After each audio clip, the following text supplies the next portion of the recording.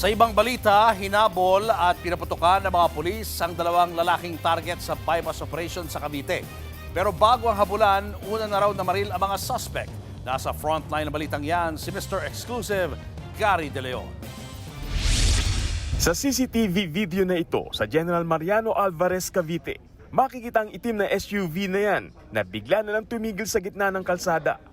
Maya-maya, makikitang dumating ang mga pulis sa lugar na hinahabol pala ang SUV.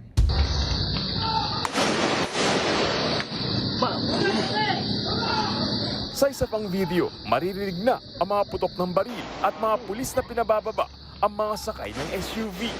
Nagmatigas ang mga sakay ng SUV sa utos ng mga pulis. Kaya naman, pinaputokan na ng mga pulis ang gulong at salamin ng sasakyan.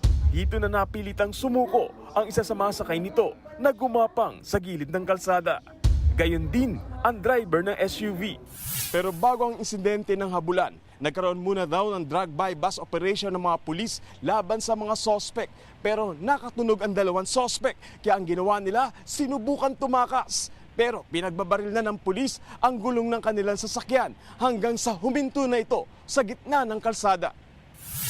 Ayon sa pulisya, una raw na namaril ang mga sospek sa kanila, kaya nagawa nilang makatakas.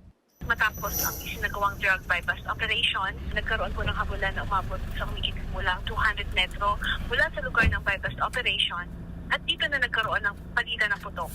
Hindi naman natamaan ng bala ang dalawang sospek na kinilalang mga notorious ng drug dealer at karnapper ng mga motorsiklo sa Cavite. Matagal ng target ng operation ng GMA Police ang dalawa.